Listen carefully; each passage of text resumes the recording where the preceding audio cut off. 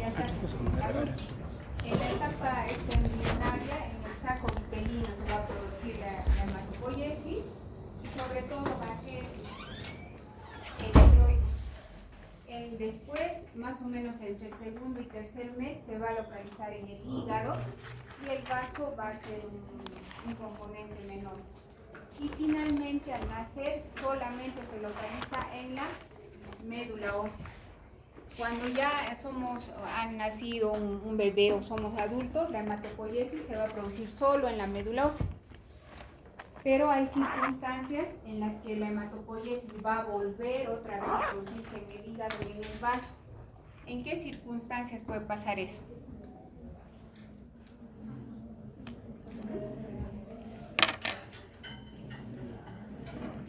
¿En qué circunstancias? La hematopoiesis vuelve a producirse en el hígado y en el vaso.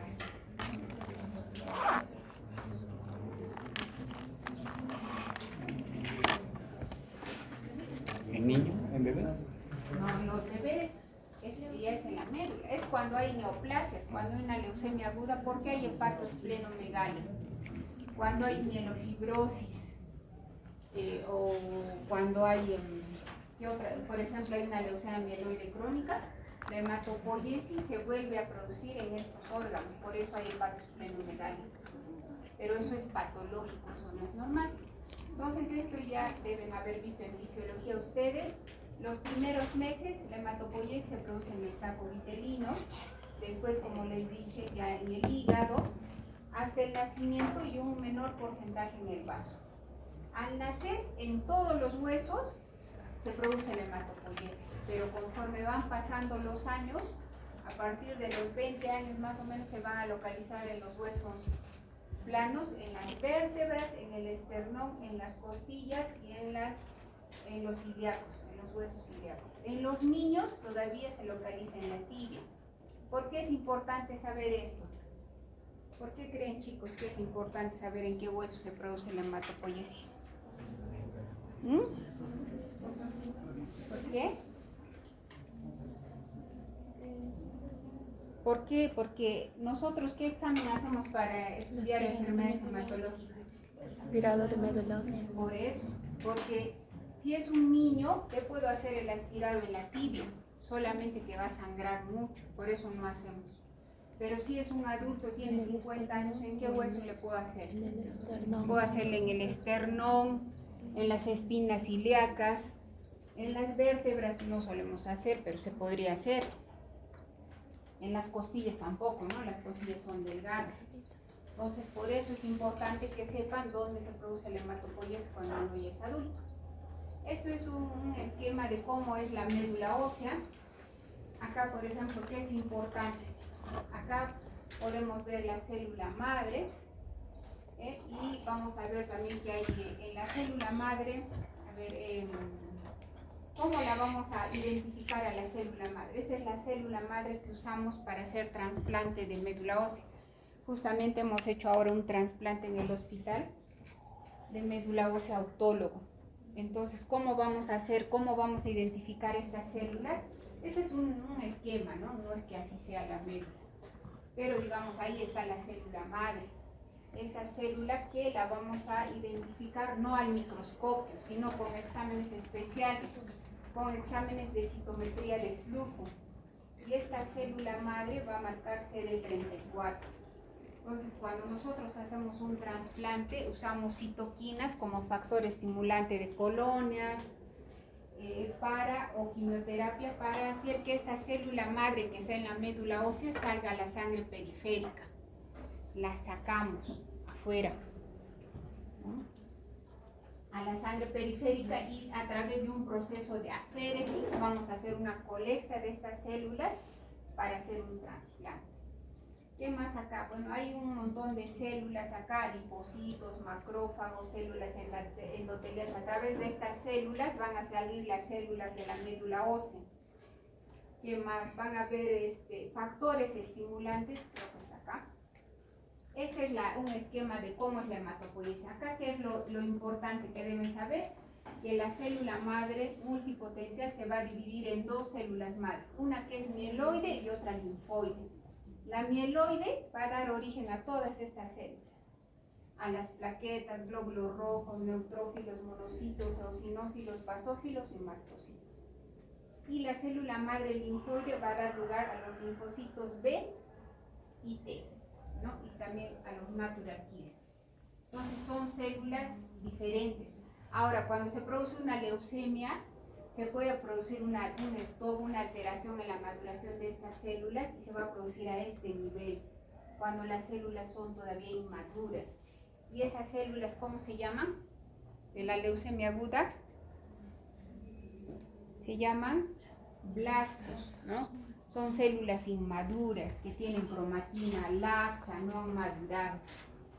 En cambio, cuando hablamos de leucemias crónicas, la alteración que se produce en la proliferación, diferenciación de estas células ya es a este nivel. Una leucemia mieloide crónica, por ejemplo, vamos a encontrar una proliferación descontrolada de células, pero las células ya tienen la capacidad de diferenciarse. En una leucemia mieloide crónica vamos a encontrar 500.000 leucocitos, pero esos van a ser neutrófilos, promielocitos, mielocitos. Son células que tienen ya la capacidad de diferenciarse. En cambio, en las agudas vamos a encontrar células inmaduras que se van a llamar blastos. Acá, ¿qué más podemos ver? Que hay factores, hay citoquinas que estimulan la división de estas células. La célula madre tiene la capacidad de autorrenovarse y de diferenciarse. Y para eso necesitan citoquinas, ¿no? Acá tenemos el factor estimulante, el stem cell factor. Por ejemplo, es muy importante la interleuquina 7, el FLT3, que no está acá, que digamos actúan a este nivel superior, son citoquinas que estimulan la diferenciación de las células. También acá tenemos, por ejemplo, la trombopoyetina, que van a actuar acá la interleuquina 3, 6, a este nivel superior, ¿no? Estimulan la división de estas células. Pero acá en la parte inferior, ya cuando las células ya están diferenciándose, cuando ya podemos ver que van a ser plaquetas, vamos a ver que hay otros factores. Acá vemos, por ejemplo, la trombopoyetina, que va a estimular la producción de plaquetas, no solo de plaquetas, sino de cualquiera de estas líneas celulares. La eritropoyetina, que ¿dónde se produce la eritropoyetina? En el riñón, ¿no es cierto?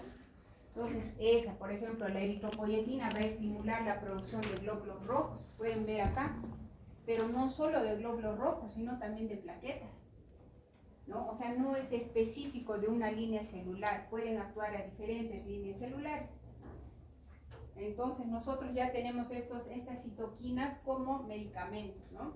La trombopoyetina la usamos para el PTI, por ejemplo, y la eritropoyetina la usamos para la anemia por enfermedad renal, ¿no? Entonces, eso es para que vean que hay diferentes factores estimulantes, hay citoquinas que van a estimular la proliferación, la división de estas células y la maduración hasta llegar a ser células como ustedes ya las conocen. Glóbulos rojos, glóbulos blancos, plaquetas y los linfocitos, ¿sí? Ahora, este es un esquema de lo que ya he mencionado, por ejemplo, en el caso de los glóbulos rojos. A ver, ¿dónde estamos?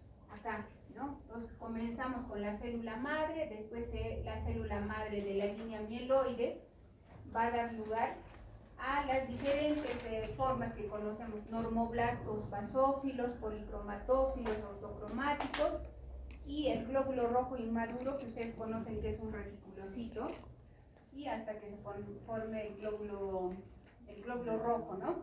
Por ejemplo, acá que podemos ver que sus precursores tienen núcleos, pero ya el glóbulo rojo ha perdido su núcleo en su proceso de dividirse, ¿no? Este proceso de esta diferenciación, maduración, puede durar, por ejemplo, 6 días en el caso de los glóbulos rojos. Esto para que conozcan. Ahora, otra cosa. A este nivel, las células, la célula madre y los progenitores no lo podemos ver al microscopio. Podemos verlos en cultivos especiales o por citometría de flujo. Pero acá sí los vamos a ver. Cuando hacemos un aspirado, nosotros vemos estas células en el aspirado de médula ósea al microscopio. Y también pueden ver estas células cuando hacen ¿cómo podrían verlas ustedes? Ya acá, esas células maduras. Sí, pero ¿cómo? Tienen que hacer qué examen. Una lámina periférica, ¿no? Y ahí ustedes ya pueden ver esas células. Para ver acá, tienen que hacer un aspirado de médula ósea. Para esto hay que hacer citometría de flujo. Y de eso vamos a hablar un montón cuando hagamos diagnóstico de leucemias agudas, de leucemias crónicas, de mielodisplasias, de mieloma múltiple. Vamos a hablar mucho de citometría de flujo. Entonces, en esta etapa hay que hacer exámenes de citometría o cultivos especiales.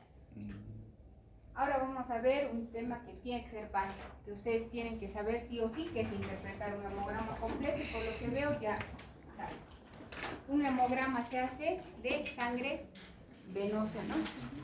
Se saca y esto se va a hacer en máquinas, que son estas máquinas que pueden haber de diferentes capacidades, son automáticas y vamos a pasar por esa máquina y acá en un software nos van a dar información.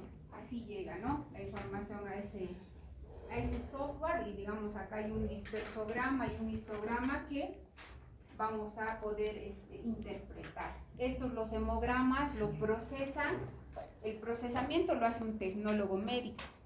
Pero digamos, quien interpreta y está viendo si hay alguna alteración son los patólogos clínicos. Ellos ven los hemogramas. Y finalmente lo pasan al sistema y nosotros podemos ver qué hay, ¿no? A ver, estos son los leucocitos. ¿Cómo están esos leucocitos? ¿Cuáles son los valores normales de leucocitos, chicos?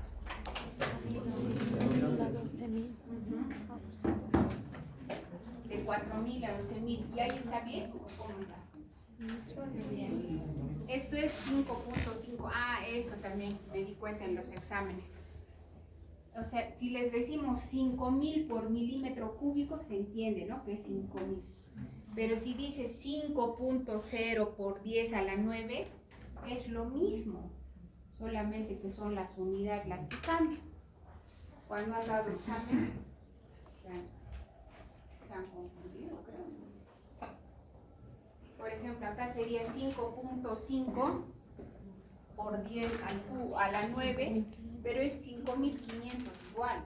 O sea, tienen que tener claro eso. Después, cuando vemos los leucocitos, ¿qué tenemos que ver? Ya hemos visto que están normales el número. ¿Qué más tengo que ver cuando veo los leucocitos, ¿no? Esas células que hemos dicho que se ven ya maduras, las vamos a ver en un hemograma. ¿Qué tienen que ver? Esto se llama fórmula leucocitaria. Y cuando interpretan un hemograma tienen que ver los valores absolutos, no el porcentaje. Porque, a ver, un paciente tiene 100.000 leucocitos y tiene 50% neutrófilos. ¿Ustedes qué me dirían si ven porcentajes? Que está bien, ¿verdad? Si es 50%, me dirían, está normal. Pero si tiene 100.000 leucocitos, hallamos el valor absoluto, sale 50.000 neutrófilos y eso no es normal. ¿Cuáles son los valores normales de neutrófilos?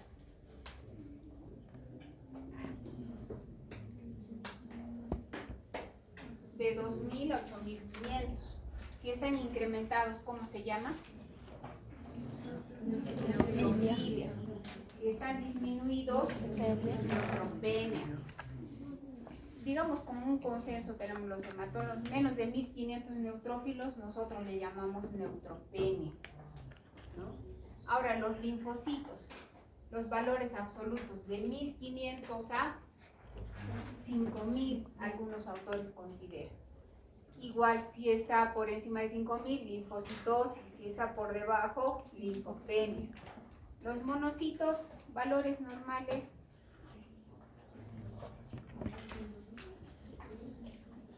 ¿Qué están los valores? Ahí. Pero acá las cifras están por 10 a la 9 por litro. De 200 a 800. Entonces, ¿cómo está acá? ¿Cuántos monos tiene ahí el paciente en ese hemograma? ¿Eso cuánto representa? 0.4 en valores absolutos. Claro, 400. Entonces está Normal. Está normal. Ahora vamos a ver los eosinófilos. De 40 a 400. ¿Cómo está en el paciente? ¿Cuántos 200. eosinófilos tiene ahí? 200. Y entonces de 40 a 400 está Normal. bien, ¿no? ¿Alguna causa de eosinofilia que conozcan, chicos?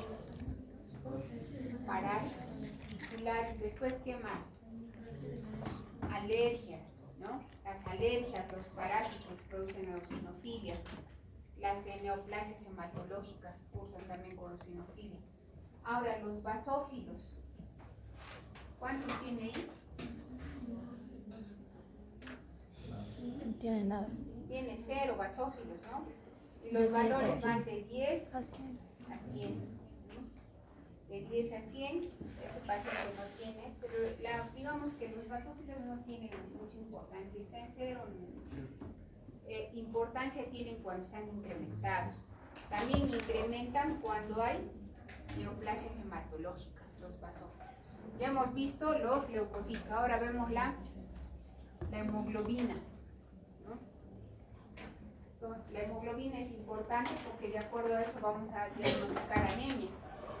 Entonces, los valores, por ejemplo, acá, la hemoglobina que es una molécula que transporta el oxígeno, ¿no? Entonces, eso es importante que sepan. Cuando hagamos anemia vamos a ver cuáles son los valores normales. El hematocrito es la cantidad de glóbulos rojos que hay por volumen plasmático. Y eso se informa en porcentaje, 29%. Pero para diagnosticar anemia no se habla ni de hematocrito ni de recuento de glóbulos rojos. Se habla de hemoglobina. Por favor, chicos, no vayan a estar pidiendo cuando vayan a hacer el serum hematocrito. ¿Qué se pide? Hemograma completo. No se habla, tiene anemia porque su hematocrito está en 30. No, ya les estoy diciendo que se habla de hemoglobina. ¿Ya? Este es el recuento de glóbulos rojos también, que pues va de la mano, ¿no? Si la hemoglobina está baja, el hematocrito va a estar bajo y el recuento de glóbulos rojos también va a estar bajo.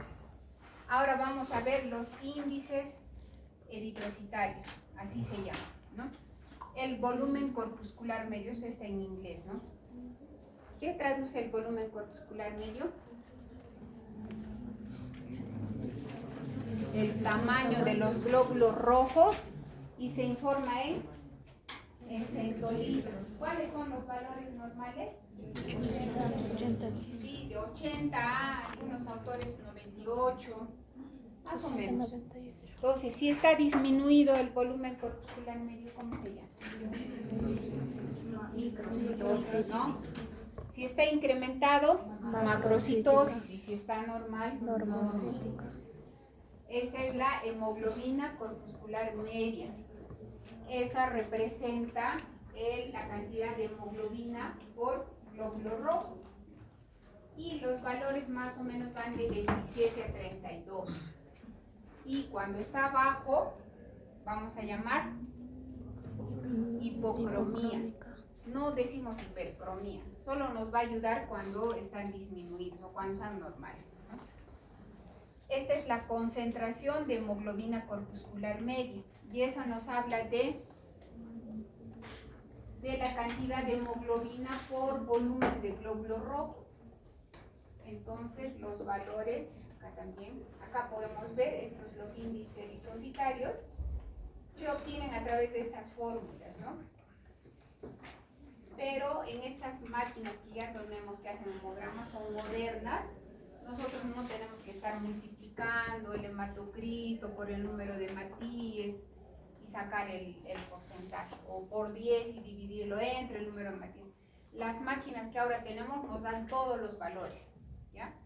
La concentración de hemoglobina corpuscular media, como les dije, puede ser los valores entre 32 y 35 gramos por decilitro. ¿Y en qué casos vamos a encontrar que está incrementado? ¿Cuándo es importante su valor? Está alto cuando hay esferocitosis hereditaria. Casi es patognomónico de este valor. Cuando hay anemia ferropénica va a estar bajo, ¿no? Ahora, ¿qué otro parámetro nos da el hemograma? Como hemos podido ver, esto. RDW, ¿qué es eso? Es el ancho de distribución de eritrocitos. ¿Qué significa eso? Cuando hay glóbulos rojos de diferentes tamaños. ¿Cómo se llama eso? Ustedes han hecho patología. ¿Cómo se llama cuando en la lámina periférica vemos glóbulos rojos de diferentes tamaños? Anisocitosis, muy bien. Entonces, eso mide el índice de anisocitosis. Porque nos puede ayudar, ¿no? Nos puede ayudar a diagnosticar anemias. Por ejemplo, acá vamos a ver sus valores normales de 13 más menos 1,5, ¿no? Entonces, más o menos está en ese rango. Y acá en este examen está en 18.4. Entonces está incrementado. Y eso significa que hay glóbulos rojos de diferentes tamaños. Por ejemplo, a mí me parece que este paciente, como tiene una anemia microcítica, ¿cuál es la causa más frecuente de anemia microcítica? La anemia ferropénica.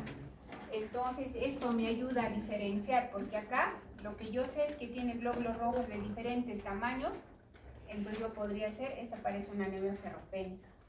Pero si tuviera este índice o el ancho de distribución de eritrocitos normal, podría pensar en una talasemia, que es un problema también de la síntesis de las cadenas de la globina que vamos a ver más adelante. Entonces, por ejemplo, en eso me podría ayudar. Yo podría decir, esto no parece ferropénica, casi pues está alto. Pero si está normal, yo podría pensar que es una talasemia. ¿Ya? Para eso sirve. Las plaquetas, valores normales de plaquetas. De 150.000 a 450.000. Si está abajo, ¿cómo se llama? Plaquetopenia, ¿no? Trombocitopenia, plaquetopenia. Este es el volumen igual como hay volumen corpuscular medio de los glóbulos rojos, este es el volumen medio de las plaquetas. Y está en 8.8. ¿Por qué sirve esto, el volumen? Porque hay veces hay macroplaquetas, hay plaquetas grandes. Cuando está incrementado este valor, es porque hay plaquetas grandes. Acá no está. Hay plaquetas grandes, ¿no? Se considera hasta 10 más o menos. Entonces hay plaquetas grandes. ¿Y por qué me ayuda o cómo me ayuda ese valor?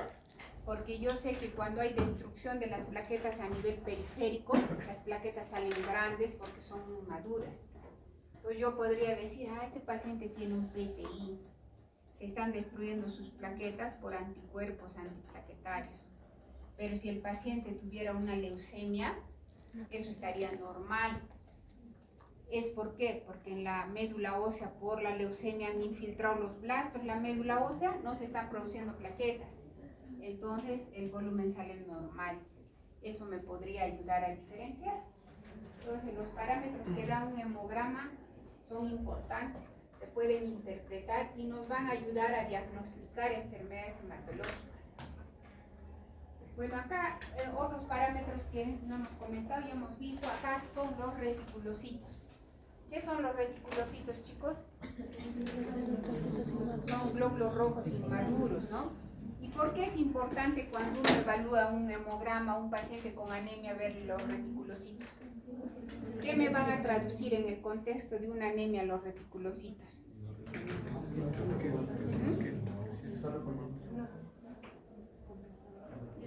Y hay respuesta de la médula ósea a la anemia. Eso traduce los reticulocitos. Porque puede ser, por ejemplo, un paciente está sangrando y la médula ósea, el problema no es la médula ósea, ¿no es cierto? El problema es el sangrado, ha hecho una úlcera gástrica. Entonces los reticulocitos comienzan a subir porque la médula responde al sangrado. Pero si hay una leucemia, por ejemplo, han infiltrado los blastos, la médula ósea, los reticulocitos van a estar bajos porque no se producen, no hay respuesta si ya ha infiltrado la neoplasia, la médula ósea. Entonces hay los valores de reticulocitos, ahora también las máquinas que dan hemogramas dan valores absolutos. Esos van de 25.000 a 85.000 por microlitro de reticulocitos. Y si está por encima de 100.000, significa que hay una respuesta de la médula ósea y se llama una anemia regenerativa. Pero si está por debajo de su valor normal, se llama anemia arregenerativa, ¿no? Si es que estamos en valores absolutos. El asunto es cuando nos dan porcentajes, porque todavía hay veces informan en porcentajes y los valores son de 0,5 a 2%. Cuando nos dan porcentajes hay que hallar el índice de producción de reticulocitos, que puede ser con esta fórmula o con otra que les voy a dar cuando hagamos anemia.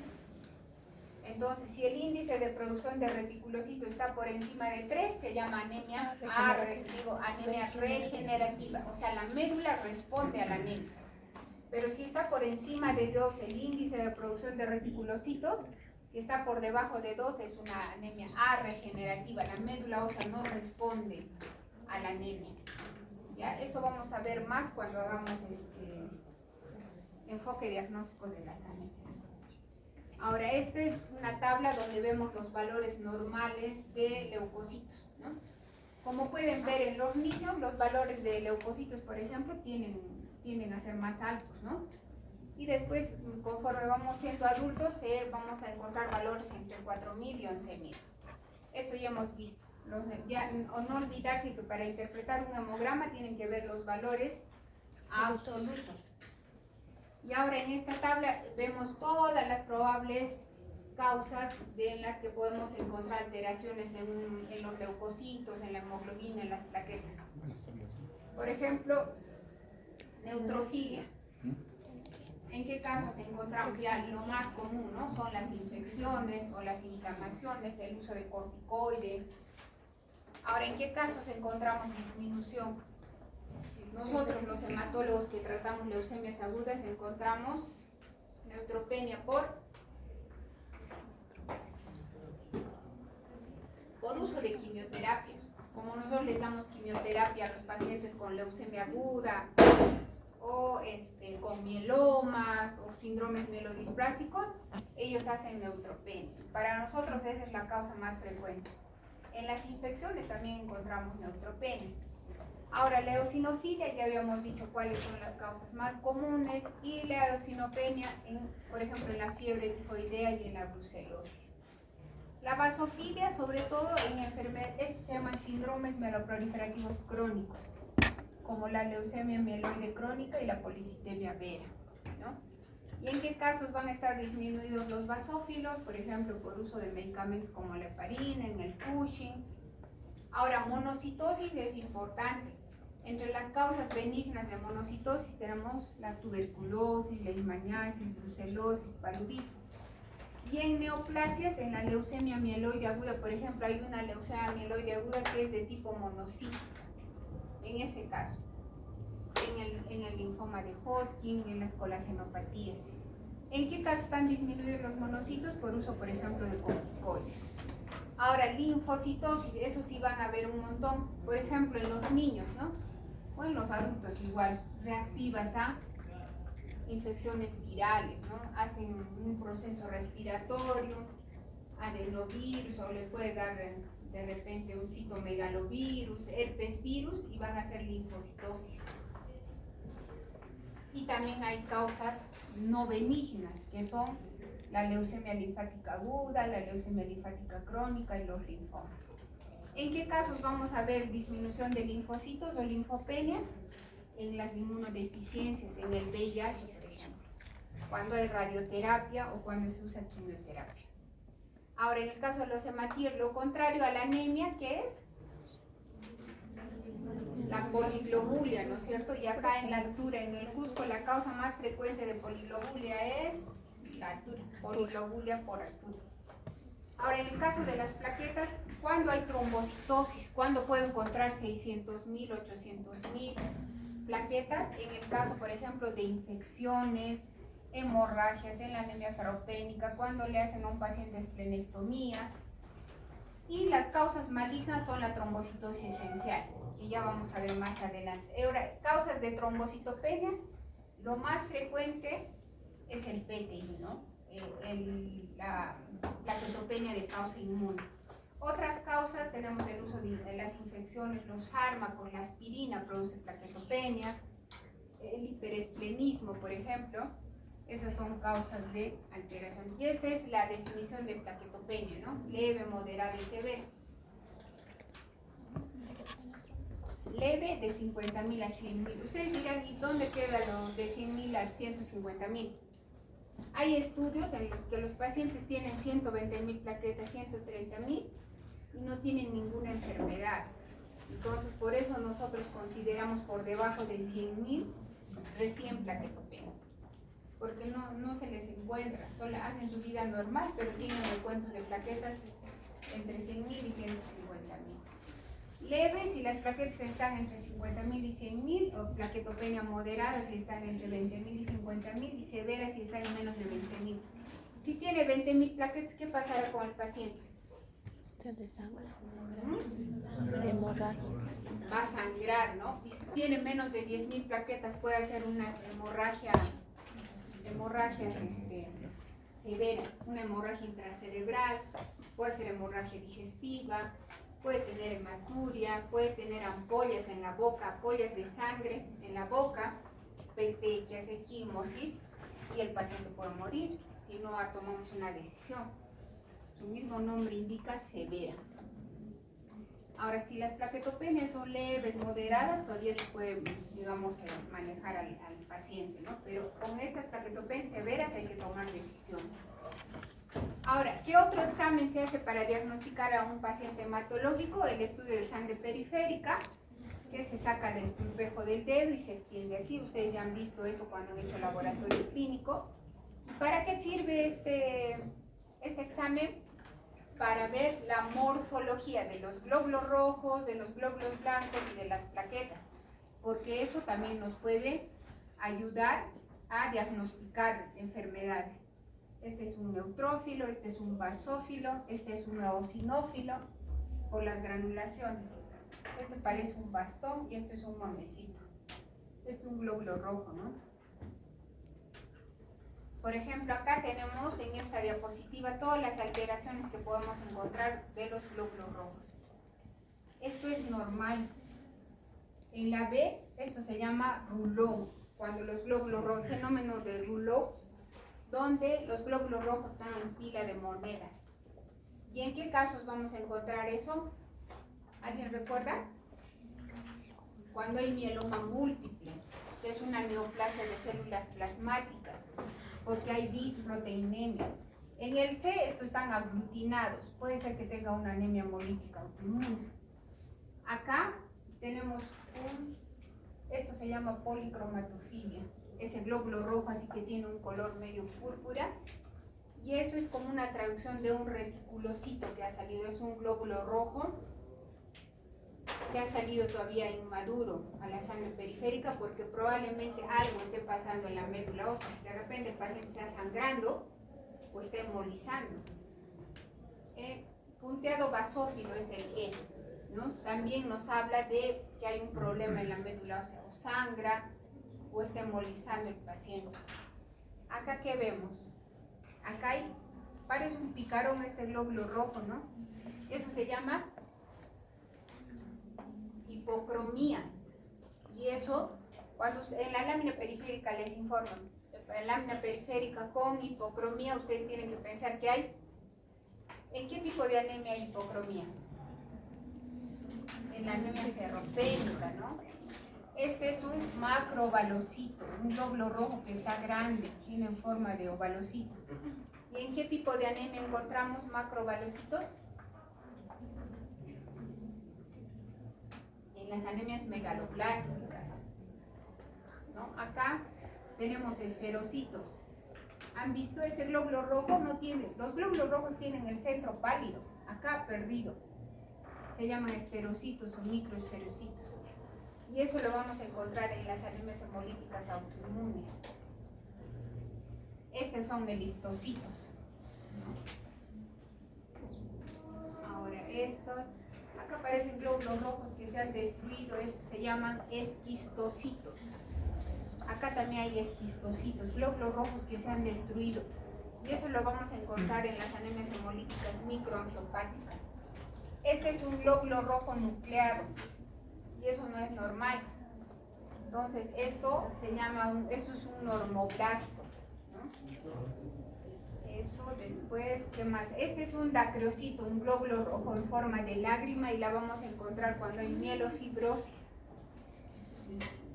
o cuando hay mieloptisis. ¿Qué es la mieloptisis, chicos?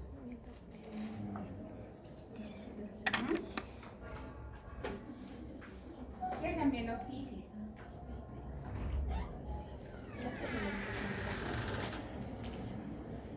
¿Qué es una anemia mieloptísica? Es una anemia por infiltración de una neoplasia que no es hematológica, un cáncer de estómago que ha infiltrado la médula ósea, eso se llama mieloptisis. Y solemos ver eso, ¿no? Acá hay acantocitos, equinocitos, por ejemplo, que se ven en hepatopatías o enfermedad renal crónica. Estos son dianocitos que se suelen ver en enfermedades, por ejemplo, en la anemia ferropénica. Entonces, esto es para ver. Ah, no, esta es una malaria. Acá, es una malaria. Eso, por ejemplo, estas son un ejemplo de las alteraciones de los glóbulos rojos que me pueden ayudar a diagnosticar una anemia, de acuerdo a lo que me informe. Ahora, ¿qué otro examen hacemos los hematólogos? El aspirado y la biopsia de médula ósea, ¿no? Este es un aspirado que se está haciendo. Cerrar, pero hace mucho.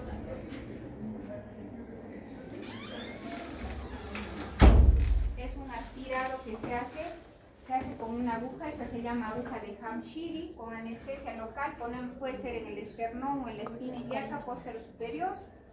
Con anestesia local introducimos la aguja y sacamos sangre medular. De esto se pueden hacer exámenes, el aspirado, se puede hacer exámenes de citometría de flujo para diagnosticar leucemias, exámenes de cariotipo para ver alteraciones genéticas, panel molecular. Se puede hacer cultivo también de sangre de médula ósea para diagnosticar, por ejemplo, brucelosis, fiebre tifoidea. Esta es una médula ósea. Entonces, ¿qué cosa nos va a informar el aspirado? La citología de la médula ósea. ¿Cómo están las células? ¿Tienen forma normal? ¿Han madurado normalmente? ¿O tienen cambios displásicos? ¿Tienen gránulos normales? ¿Núcleo normal o no? Eso nos informa la médula ósea. La biopsia, en la biopsia se saca hueso, no se saca sangre. Y en la biopsia, como pueden ver acá, nos va a ayudar, nos va a dar información sobre la celularidad. Acá hay muchas células, entonces ahí podemos decir está normal. Pero hay casos en los que todo está blanco, como acá. A eso lo vemos, por ejemplo, en las aplasias celulares, ¿no? Entonces, este nos va a dar es un examen que nos va a informar sobre la histología del hueso. Y acá este es un cuadro donde podemos ver en qué casos, por ejemplo, se hace un aspirado o una biopsia. Si es una leucemia aguda, ¿qué tenemos que hacer? Un aspirado de médula ósea. Solamente si no me sale muestra, voy a proceder a hacer una biopsia, ¿no? Porque hay veces no sale sangre, eso se llama punción blanca. En ese caso, voy a hacer una biopsia. Por ejemplo, en una aplasia medular, ¿qué debo hacer? Sí o sí, biopsia. Tengo que hacer una biopsia, porque yo quiero saber, en la aplasia, la médula ósea se ha reemplazado por grasa y quiero saber qué celularidad tiene el paciente. ¿Será que tiene 5% de células? Eso lo voy a ver con una biopsia. En las gammapatías monoclonales, por ejemplo, esos son los mielomas. ¿Qué tengo que hacer? Un aspirado de médula ósea para buscar células plasmáticas. ¿Qué otra cosa? A ver, por ejemplo, en estas, esos trombopenia, leucopenia, o sea, el paciente tiene leucopenia persistente, meses, o tiene trombocitopenia y no sé por qué. En ese caso, tengo que hacer un aspirado de médula ósea para ver cómo está la citología, cómo están las células en la médula ósea. ¿Están formando plaquetas? ¿Están formando neutrófilos? Eso es lo que tengo que hacer. Ahora, en los linfomas, los linfomas son cánceres de los ganglios, ¿no es cierto? ¿En qué caso se hace en los linfomas? ¿Se hace aspirado o biopsia? Se hace biopsia para el estadiaje. Si el linfoma ya ha infiltrado la médula ósea, está en estadio 4. Para eso se hace, por ejemplo, una biopsia. Entonces, esto es para que vean los diferentes, digamos, las diferentes enfermedades en las que se puede hacer un aspirado o una biopsia, ¿no? Para que sepan qué exámenes hacemos. ¿Alguna pregunta tienen hasta acá, chicos?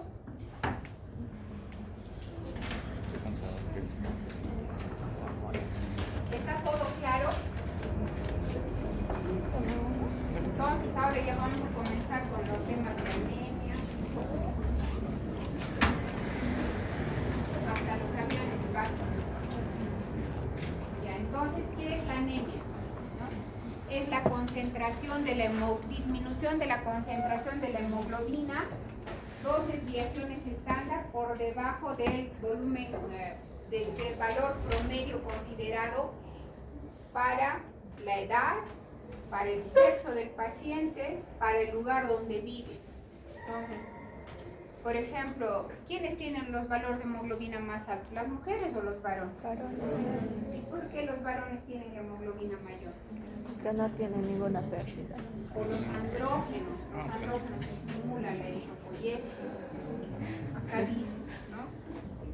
Ahora, también depende de la edad. Por ejemplo, a partir de los 70 años, ya los pacientes comienzan a tener valores menores de hemoglobina porque disminuye la producción de andrógenos. Y en la altura, que nosotros vivimos en altura, ¿cómo es?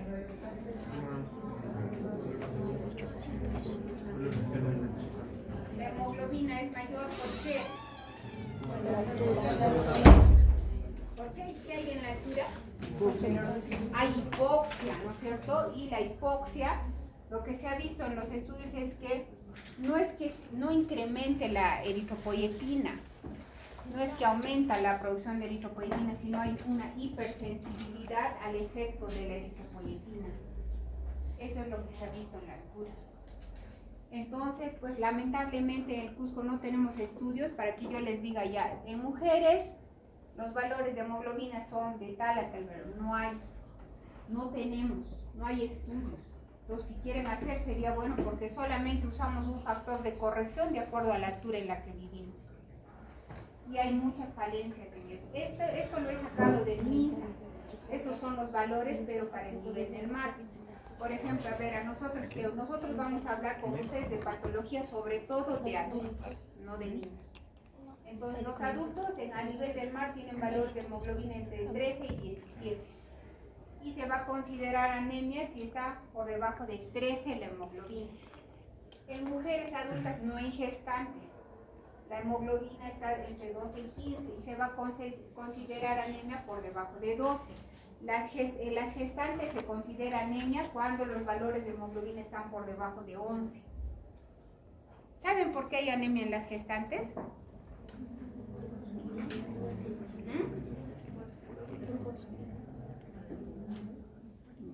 En la gestación hay hemodilución, aumenta el volumen plasmático. Por eso se produce la hemoglobina, consideramos anemia con valores por debajo de 11. Y también pues en la gestación aumentan los requerimientos ¿de qué? De hierro, de ácido fólico, entonces tienen más riesgo de hacer anemia. Por eso las gestantes toman hierro, ¿no? Ácido fólico. Ahora, si ustedes ven, al nacer, los recién nacidos tienen valores altos de hemoglobina, ¿no? Entonces, esto es a nivel del mar. Pero la Organización Mundial de la Salud, como hay, ¿cuántos millones de peruanos viven en altura? 10 millones, ¿no? De peruanos viven en altura, en ciudades de altura. Entonces, hay que saber cuál es el factor de corrección de acuerdo al nivel en que vivimos, a cuántos metros estamos nosotros. Esto es de la Organización Mundial de la Salud, que también el MINSA lo usa, ¿no? Para diagnosticar anemia en altura. ¿A cuántos metros estamos? 3.300, ¿no? O sea, estamos acá. Entonces, este es el factor de corrección. ¿Y cómo lo han sacado? Esto es con una fórmula matemática que han multiplicado a cuánto de altura estamos y los valores de hemoglobina y con una fórmula así, matemática lo han hecho. Pero estos valores están cuestionados porque van a ver si vamos a sumar este factor de corrección a estos valores, van a ver cuánto va a salir y que vamos a salir, al menos las mujeres, todas anémicas. Entonces, este es el factor de corrección que se usa hasta ahora. Pero acá no hace distinción entre si es mujer, si es varón, si es niño, si es adulto. Entonces, si usamos el factor de corrección, por ejemplo, esta es la definición de la Organización Mundial de la Salud para anemia. Ya hemos dicho, ¿no? En mujeres menos de 12, en varones menos de 13 gramos por decilitro. Entonces, a nivel del mar, los valores de hemoglobina son de 13 a 17 gramos en un varón y en una mujer de 12 a 15.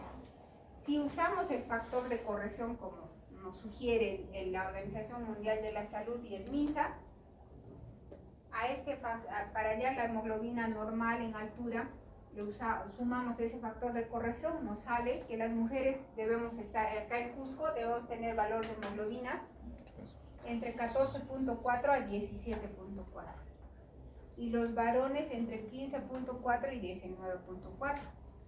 Pero ahora si les preguntamos a sus compañeras quiénes tienen valores por encima de 14.4, casi nadie yo creo que tiene. No tiene 13, 13.5. Entonces casi todas van a entrar en la categoría de anémicas. Entonces, para definir, eso es un problema que tenemos. No tenemos un estudio, ¿no? Para definir. Han hecho sus compañeros, ¿no? Con el doctor, ¿qué se llama el doctor? El ginecólogo, el doctor. Han hecho el año pasado, creo, un estudio de hemoglobina, pero en lactantes de 6 meses. Sí, con el doctor Villamonte. Y ellos han encontrado que, o sea, parece que en la altura hay un sobrediagnóstico de anemia. Sobre todo, ellos hacen estudios sobre todo en niños, en lactantes. Porque han hecho ellos un estudio dosando ferritina. Y porque a ellos, según la Organización Mundial de la Salud, me parece que era con 12.5 ya se consideraba anemia en menores en lactantes de 6 meses. Pero ellos han visto que a los 6 meses con esos valores la ferritina estaba normal, o sea, no tenían anemia. Pero según el factor de corrección sí, pues sí tenían. Entonces, lo importante sería que tengamos estudios, hagamos y encontremos qué valores son normales de hemoglobina para la altura en varones y en mujeres. Entonces, estos son los parámetros más o menos, ¿no? De lo que yo he visto, tampoco yo lo he hecho el estudio, he visto que más o menos acá en Cusco las mujeres tienen valores de hemoglobina entre 13 y 17 y son normales, no tienen anemia. Y de los varones sí está bien esto, de 15 a 19. Es lo que yo he visto porque yo estoy acá trabajando 16 años ya. Y he visto, o sea, donde más me ha llamado la atención usar esos valores es en las mujeres. En los varones sí. Entonces, si tienen más de 19 de hemoglobina, los varones, ¿cómo se llaman? Poligloburia, ¿no? Y el 10% de los varones acá en Cusco tienen poligloburia. Y hay que tratarlo porque les produce hiperviscosidad y comienzan a tener cansancio, cefalea, mareos, tinnitus y están como atontados y sacan mala nota en hematología. Ahora, de las causas de anemia, ¿qué causas tenemos? La etiopatogenia, disminución de la producción de hematíes. A ver, ¿en qué enfermedades hay disminución de la producción de hematíes por la médula ósea? Enfermedades. ¿Ah? Insuficiencia renal, sí. Acá entraría, ¿no? Una insuficiencia renal, porque no hay eritropoyetina y no se producen glóbulos rojos. ¿Qué otra enfermedad? Una leucemia aguda entra acá, ¿no? Hay disminución de la producción de glóbulos rojos porque todo se ha infiltrado por blastos en una aplasia medular. Ahora, en la hemólisis es otro factor que produce anemia. Entonces, ¿cómo sospecharían que un paciente está hemolizando? ¿Cómo tendría que venir? Ya viene todo pálido, cansado, ya no puede ni caminar. ¿Qué más? ¿Ah? con quimio. Está somnoliento. Pero si es una hemólisis, ¿qué más van a encontrar?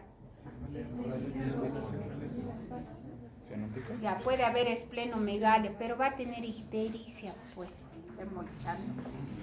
O van a pedir un perfil hepático y va a tener hiperbilirubinemia predominante. Y sí puede tener esplenomegalia, está hemolizando. Esa es otra causa de anemia. Y por sangrado, ¿no? Ya pues es evidente. Bueno, no todos los sangrados, ¿no? Hay también sangrado microscópico, sangre oculta en heces, puede haber, ¿no? Entonces, esas son las tres causas de anemia en general, las que se producen. Entonces, ¿cómo el organismo va a compensar la anemia? Eso han hecho en fisiología, ¿no? Entonces, ¿qué pasa? Hay un incremento en la capacidad de hemoglobina para ceder el oxígeno en los tejidos, o sea, más fácilmente nos va a ceder. ¿Cómo pasa esto? ¿Qué pasa con el 2,3 difosfoglicerato? ¿Sube o baja? Lo han hecho en fisiología anémica. Incrementa, y la curva de disociación de hemoglobina, ¿hacia dónde se va? Hacia la derecha, ¿no? Entonces, ese es un mecanismo de compensación. Ahora, ¿por qué creen que nos ponemos pálidos cuando hay anemia? Porque hay una redistribución del flujo sanguíneo hacia los tejidos más sensibles, que son el corazón, el cerebro, y que van a perjudicar a otros órganos, que son la piel, ¿no? Hay vasoconstricción, por eso es que nos ponemos pálidos. También el riñón, también se sacrifica el riñón, porque el riñón recibe un flujo sanguíneo mayor de lo que necesita. Entonces, cuando hay anemia, se comienza a restringir el flujo sanguíneo. Hay un aumento del gasto cardíaco y va a haber un incremento de la eritropoyesis, siempre y cuando pues la médula produzca, ¿no? Entonces, esos son los mecanismos de compensación de la anemia.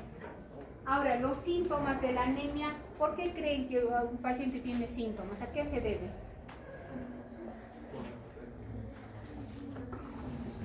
A la hipoxia, ¿no? A la hipoxemia, pues los síntomas son por eso. Y los síntomas van a depender de la causa y de la velocidad que se instala. Porque si a un paciente está sangrando una hemorragia, ha tenido un trauma, se ha roto el vaso por un accidente, pues ahí va a ser, o sea, en algunos casos es por la hipoxia, por la hipoxemia, y en otros es por la hipovolemia, ¿no? Entonces depende. Ahora vamos a tener síntomas, por ejemplo en la piel, ya hemos visto que hay palidez, puede haber ictericia. Si hay ictericia ya pensarán que está hemolizando. ¿Esto cómo se llama? ¿Cómo se llama cuando las uñas están en forma de cuchara? Cuchara no. Ciloniquia. ¿Y en qué anemia se presenta eso? En la anemia ferropénica, ¿no? Ahora eso se llama quelitis, ¿no? Estos también son síntomas carenciales. Estos son síntomas carenciales, de anemia carencial. Igual se presenta en las anemias ferropénicas. Ahora, en el músculo, ¿qué va a haber? Hay cansancio, astenia, no pueden, debilidad muscular, tienen calambres. Los pacientes dicen, tengo calambres, y están pálidos, ¿no? Intolerancia al esfuerzo. Ahora, acá viendo esto, la causa más frecuente de anemia, el 30% de la población mundial tiene anemia, ¿no? Y la anemia ferropénica, lamentablemente en el Perú es un problema de salud pública. El 50% de los niños que tienen entre 6 meses, 2 años, tienen anemia ferropénica. ¿Y por qué es importante tratar la anemia ferropénica? ¿Por qué tanta importancia le da el gobierno? Les da suplementos, les da chispitas, les hacen hemograma, les hacen hematocrito, así, aunque sea en la punta del cerro, les están haciendo en capilares. ¿Por qué? Que retrasa el aprendizaje. El crecimiento, ¿no? ¿Qué altera? Bueno, sí altera el crecimiento, pero ¿qué es lo peor que pasa con un niño que tiene anemia? Claro, porque en los primeros años se está formando el cerebro, después ya ven los presidentes que tenemos. Se está formando el cerebro y el hierro es importante para que se produzcan neurotransmisores, para que se produzca la mielina.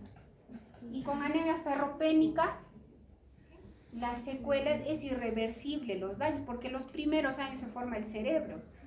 Entonces ya el daño está hecho, pues. No rinden académicamente, digamos, son niños irritables, tienen no solamente bajo rendimiento académico, también altera la inmunidad, porque en la inmunidad celular también interviene el hierro. Entonces son niños que se enferman todo el tiempo, les dan resfríos, diarrea, bajan de peso, anémicos, el mismo círculo vicioso. Por eso es importante, por eso cuando ustedes vayan a trabajar a el serum, a todos los niños, si no puede hacer hemograma, denle hierro, no les va a hacer daño. Desde los 6 meses, desde que comienza la lactancia, les pueden dar hierro. Los 6 primeros meses no les da anemia, ¿por qué? Porque están lactando y la leche materna tiene la cantidad suficiente de hierro. Entonces a los 6 meses tienen que parar las orejas y darles hierro. Hasta los 2 años ya no les hacen hemograma, a todos hierro. Porque es peor que estén con anemia y que después tengan problemas, ¿no? Porque esos niños que han tenido esos problemas, secuelas neurológicas, esos niños ya cuando sean adultos también van a tener problemas laborales, no van a rendir. Entonces es una secuela, lamentablemente. Por eso es importante que vamos a ver anemia ferropénica cuando hagamos eso. Ahora, problemas, ¿qué tiene un paciente con anemia? Digamos, puede tener taquicardia, ¿no? Soplo sistólico funcional, pueden tener insuficiencia cardíaca, pueden hacer un infarto, pueden hacer arritmias y se mueren los pacientes con anemia. Yo he visto morir mujeres jóvenes con anemias hemolíticas porque vienen con 3 de hemoglobina a la emergencia. Les ponemos oxígeno, les queremos transfundir mientras buscamos, ya. Entonces la anemia, pues si es una anemia ferropénica, pues no se va a morir, ¿no? Porque es una anemia crónica, pero si comienza a hemolizar, la hemólisis estaba en 10 hemoglobina, al día siguiente 8, 6, 5, 3. Entonces tienen que darle importancia, no vaya a ser cuando sean internos y el paciente vaya a emergencia con 3 de hemoglobina, le diga, saque su cita por hematología. Si está ya pálido, histérico, ya lo ven mal, pídale pues un hemograma y si está con menos de 8, háganle una transfusión. No y aquí hay a nivel de sistema nervioso, mareos, tienen cefalea, dificultad para concentrarse, estos son los niños que tienen anemia ferropénica, tienen irritabilidad, somnolencia, confusión, letargia, pérdida de memoria, parestesias y dificultad para la marcha. ¿En qué tipo de anemia hay parestesias? Problemas neurológicos. Claro, la anemia megaloblástica por deficiencia de B2, ya cuando examinan al paciente ya se podrían estar dando cuenta de qué tipo de anemia puede tener. Ahora, a nivel gastrointestinal, ¿qué hay? ¿Qué es esto? Esa es una glositis atrófica. Ya no sienten el sabor de las comidas los pacientes. Dicen, no siento, ¿cómo? No siento, no sé si está salado. Tienen anorexia, digestiones pesadas, porque también se sacrifica la circulación a nivel esplástico y comienzan a tener constipación. Tienen náuseas. A nivel genitourinario hay edema. Los pacientes con anemia comienzan a tener edema. Las mujeres dejan de menstruar y ellas dicen, yo hasta hace unos meses menstruaba un montón con coágulos, pero ahora ya no menstruo. Tengo menstruaciones normales. ¿Por qué ya no menstrua? Tanta anemia, tienen menos de 8 de hemoglobina, ¿qué van a menstruar? Dejan de menstruar por la anemia. Y ellas no creen. Dicen, pero ahora ya no, doctora. Antes menstruaba mucho, pero ahora ya no menstruo. Yo digo, ¿qué vas a menstruar? Tienes 7 de hemoglobina. Hay disminución de la libido también cuando hay anemia. Ya está claro, no hemos visto que los síntomas hoy porque hay hipoxemia. Ahora, ¿qué exámenes van a pedir? Ya hemos visto eso. ¿Cómo se llama todo esto? Hemograma completo y obviamente tienen que pedirle, acá falta, reticulocitos. Tienen que pedir reticulocitos. Ya hemos visto cuáles son los valores normales, ¿no es cierto? ¿Y cómo se va a hallar el índice de maduración de reticulocitos? Índice de producción de reticulocitos para ver si es una anemia regenerativa o regenerativa usando esta fórmula. Reticulocitos reales en porcentaje por el hematocrito real sobre el hematocrito que ahora tiene el paciente, ¿no? Entre el hematocrito normal para el paciente y el porcentaje de reticulocitos de acuerdo a la anemia que tiene. Entonces esto vamos a ver cómo se hace. El hematocrito real es el que ahora tiene el paciente. Y ahora vamos a ver. Esta fórmula solo la van a usar cuando les den valores en porcentaje. Si les dan esto, no tienen que aplicar ninguna fórmula. Entonces, ¿de dónde van a salir estos valores? Es de acuerdo a la anemia. O sea, cuanto más anemia tiene un paciente, más los glóbulos, el reticulocito salen más rápido a la sangre periférica. Y de eso se saca esto. Lo normal es, para el hematocrito de una mujer normal, 40% y de un varón, 45%. Ahora, si el paciente tiene anemia, lamentablemente esa fórmula es antigua, porque ahora yo le estoy diciendo que habla de hemoglobina. Es que no todas las máquinas les van a dar estos valores. Les estoy dando esta fórmula porque hay veces van a tener que usar esta fórmula y para eso necesitan esto. Entonces, si por ejemplo el hematocrito está entre 30 a 39,9%, el índice de maduración que van a usar es de 1,5. O sea, los reticulocitos van a estar ese tiempo en la sangre periférica. No un día como era lo normal, sino más anemia, más días, porque han salido más inmaduros. Si el hematocrito está entre 20 y 29,9%, estarán 2 días. Si está en 20%, 2,5. Entonces, ese valor lo tienen que reemplazar acá, ¿no? Y de acuerdo a eso multiplican y les va a salir un valor. A ver, les doy un valor. Reticulocito real, a ver, el porcentaje sale 5%. Y el hematocrito está en 30. Es mujer. El hematocrito para una mujer es 40%. ¿No? Ya les dije 30. Entonces, si es 30, ¿qué valor tendrían que considerar? 1,5. Acá va 1,5. ¿Cuánto sale? ¿Cuánto era? 40. ¿Me entendió? 40 Es una mujer que tiene 30 de hematocrito, tiene reticulocito 5%, les dije, ¿no? Y el hematocrito para una mujer normal es 40%, pero como tiene ella como paciente 30% de hematocrito, hay que poner 1,5. Reticulocitos, entonces acá 5% por 30, entre 40 por 1,5. ¿Cuántos sale? 2,5. Entonces es una anemia. Si sale más de 3, es una anemia regenerativa. Vamos a tener que aproximar. Sale 3 entonces. Entonces es una anemia regenerativa. Si sale menos de 2, es una anemia regenerativa. Y si es regenerativa, tiene 3, ¿en qué anemia van a pensar? ¿Qué anemias son regenerativas? ¿En qué anemias la médula responde? ¿En qué? ¿Perdón? Claro, muy bien, en las anemias hemolíticas. Podría ser una anemia hemolítica esta paciente, o ¿qué podría ser otra anemia?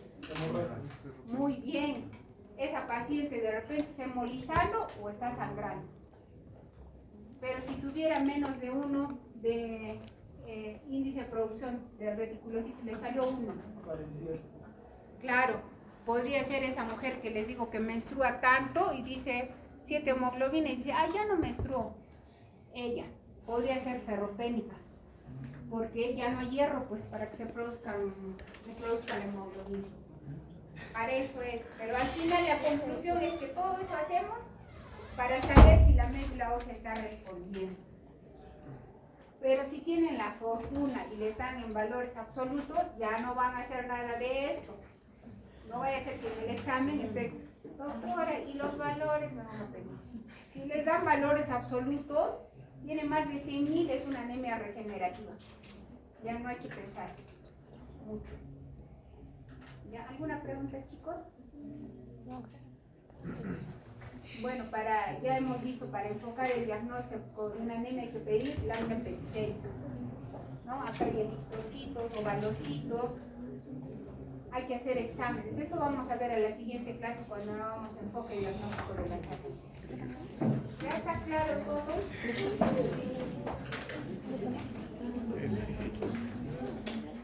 Cambio fuera.